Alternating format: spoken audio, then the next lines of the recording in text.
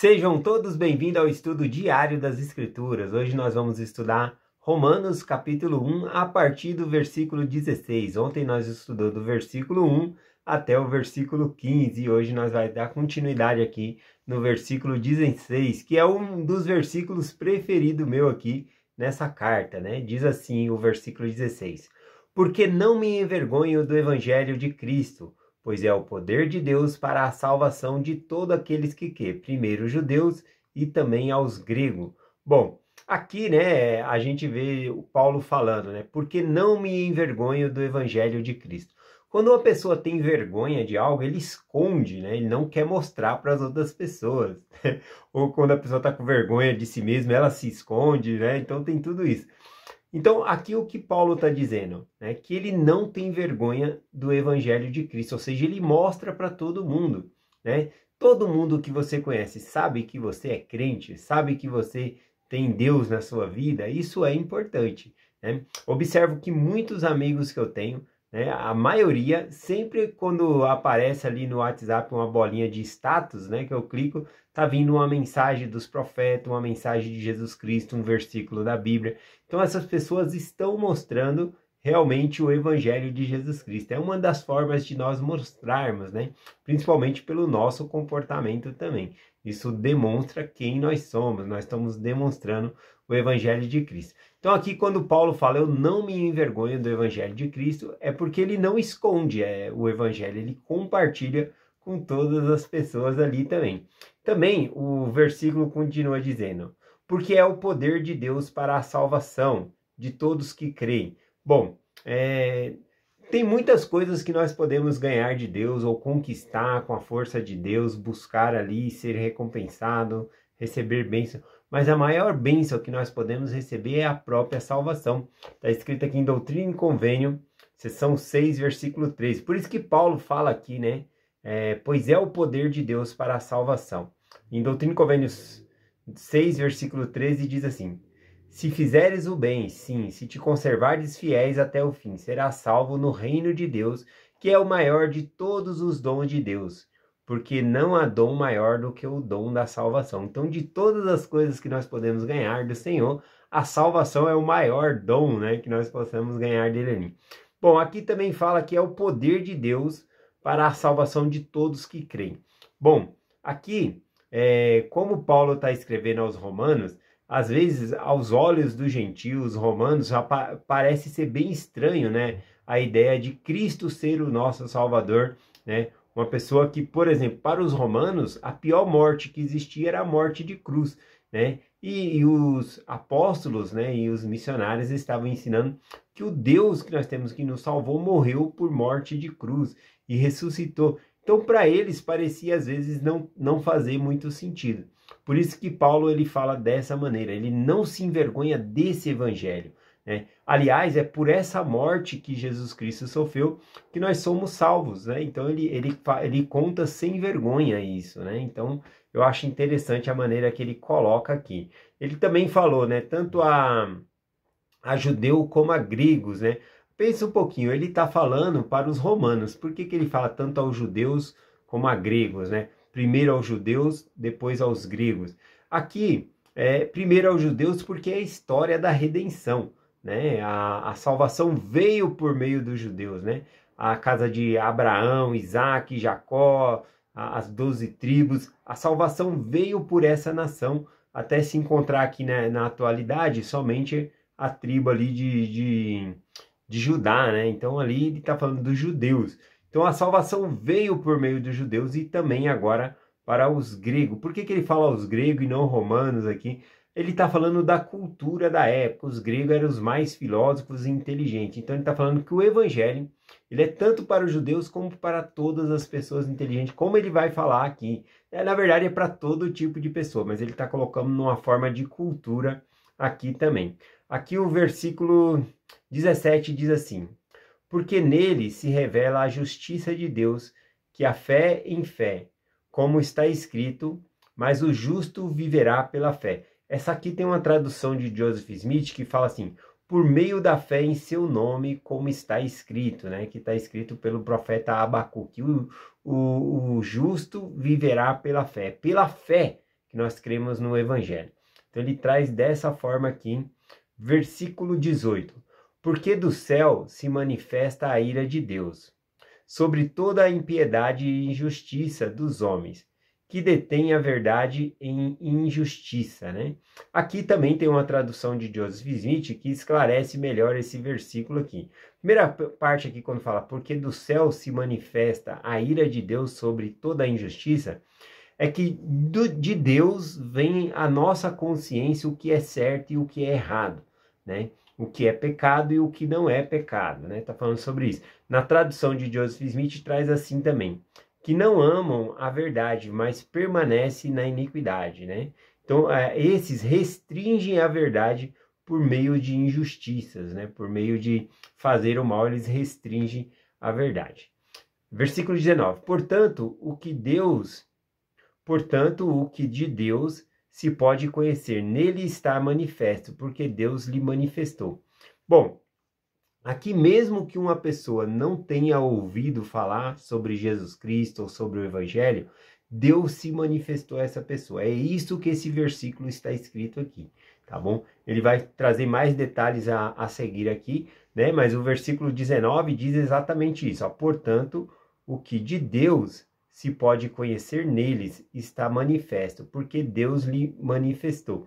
Deus ele se manifesta a todas as pessoas por meio da luz de Cristo.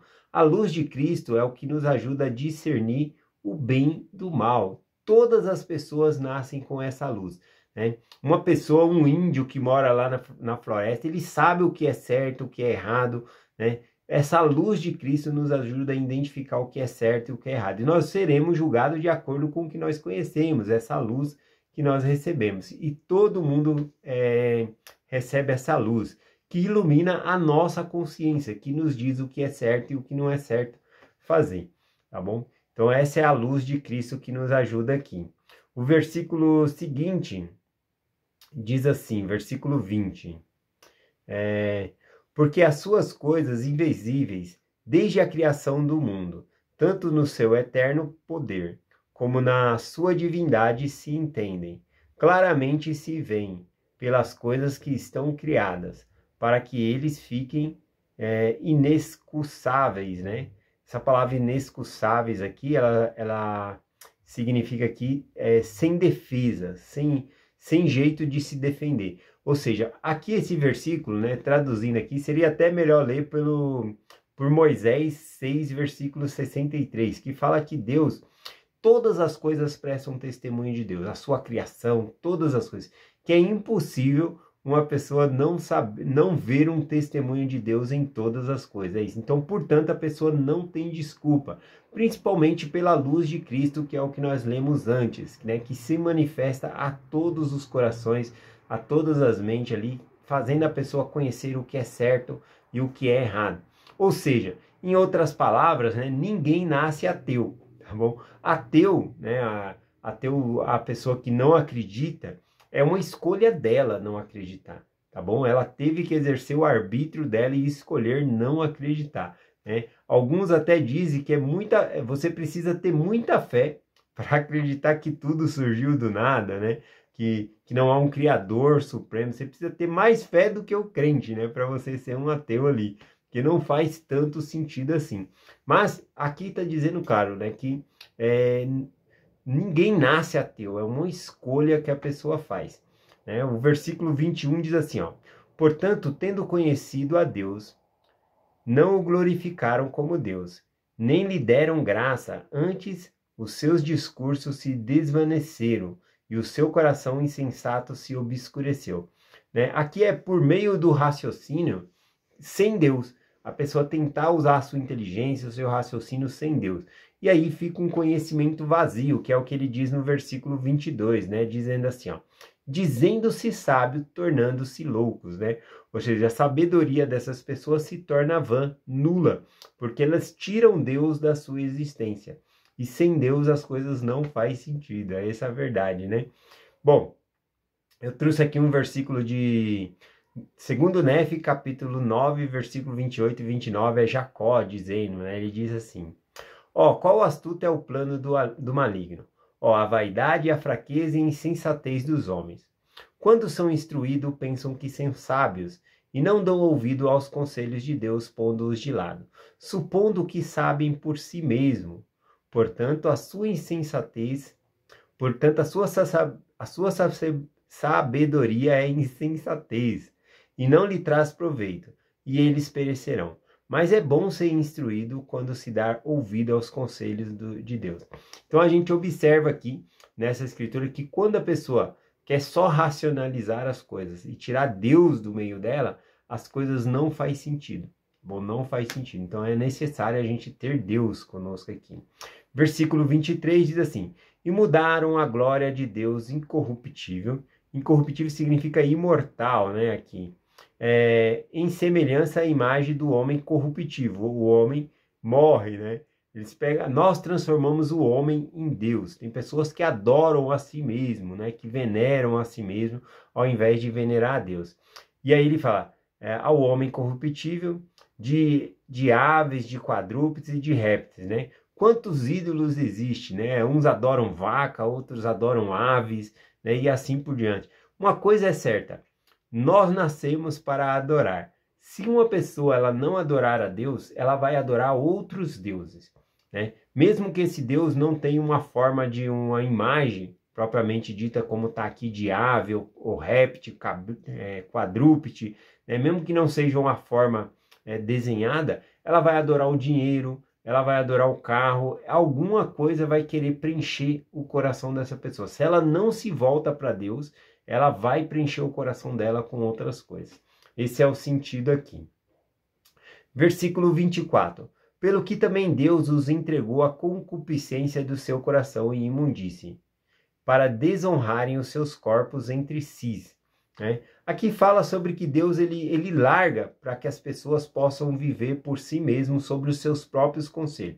Isso é uma das piores coisas que Deus pode fazer, é isso, né? Deixar a gente ao léu, né? A gente seguir por nós mesmos, sem a misericórdia de Deus, sem as bênçãos de Deus.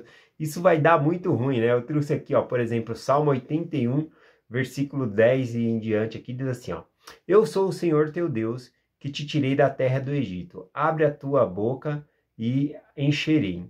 Mas o meu povo não quis ouvir a minha voz. Israel não me quis, pelo que eu os entreguei ao desejo do seu próprio coração, e andaram nos seus próprios conselhos, que foi quando eles começaram a se dar muito mal ali no deserto, porque eles voltaram o coração deles para outros deuses, não se voltaram para o Senhor, então Deus os deixou no seu próprio desejo. E aí aconteceu várias coisas ruins com ele. Então uma das piores coisas que Deus pode fazer é nos abandonar, nos deixar aos nossos próprios conselhos. Não que Deus nos abandone, mas ele permite que nós sigamos o desejo do nosso coração. Então eles começaram a seguir outros deuses falsos, né? E deuses falsos não socorre o povo. Então não tem como ser abençoado ali. Né? Bom, vou terminar aqui a mensagem. O restante dos versículos aqui, Paulo, né, ele vai fazendo uma lista de vários pecados. Né? Fazendo a conta aqui, são 21 pecados que ele vai listando aqui e falando de que é errado, né, para que as pessoas não pratiquem.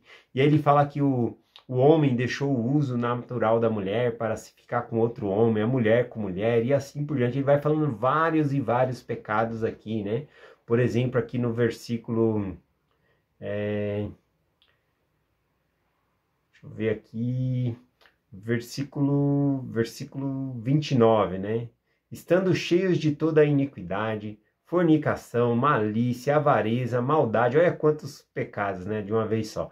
Cheios de inveja, homicídio, contenda, engano, malignidade, murmuradores, inimigos de Deus, injuriadores, sabotadores, presunçosos, inventores de males. Veja, aqui são 21, né? Pecados que ele vai trazendo a lista ali, falando do que o coração do homem, né, ele traz ali para si mesmo. Vou finalizar aqui com o último versículo, que diz aqui, ó: os quais, conhecendo a sentença de Deus, de que são dignos de morte e que praticam essas coisas, não somente o fazem, mas também aprovam os que o fazem, né? Aqui é o fundo do poço esse versículo aqui, porque são pessoas que sabem que o caminho está errado, sabe que eles da justiça de Deus e que eles merecem uma justiça de Deus, ou seja, a morte espiritual, viver afastado da presença de Deus. Eles sabem dessa justiça, mas eles não só praticam isso, como incentivam e apoiam outras pessoas que façam o mesmo, né? Então eles querem mais pessoas do lado deles para praticar errado. É isso que o versículo está dizendo, ó. Vou ler de novo o versículo 32. Os quais, conhecendo a sentença de Deus, de que são dignos de morte e que praticam tais coisas, não somente o fazem, mas também aprovam os que o fazem, né? Então eles não somente fazem o que é errado, mas aprovam aqueles que fazem errado também, né? Como tem um videozinho na internet, né, que o homem tava embriagado, né? Bateu o carro ali, a polícia pegou. E aí o que ele tentou falar, né? Ele falou assim: é só eu que bebo? É só eu que estou bebendo? Né? Então ele quis justificar por causa que todo mundo faz, né? Fazendo apologia ali ao que é errado. Apologia, por exemplo, ao crime é você tentar justificar o crime. Apologia ao pecado é tentar justificar o pecado. Né? Ah, todo mundo peca, não, isso aí é normal, todo mundo faz. Não, isso aí era no passado, hoje em dia é diferente. Então fazer uma apologia. A apologia é uma defesa. Se você faz uma defesa ao pecado, você está defendendo aquela atitude ou racionalizando ela, dizendo, ele fez isso, né, porque ele nasceu num lugar pobre, né? Ele não teve cultura, por isso que ele assalta outras pessoas, porque ele não teve oportunidade na vida. Não tem nada a ver isso. Não tem nada a ver. Quando você traz esse tipo de argumento, você está dando raciocínio para que a pessoa faça aquilo. É chamado de apologia. Você está defendendo o pecado, defendendo o crime. E isso nós não podemos fazer. Tá bom? A gente sempre tem que se posicionar a esse respeito. É essa mensagem que eu compartilho com vocês hoje, em nome de Jesus Cristo. Amém. Até amanhã.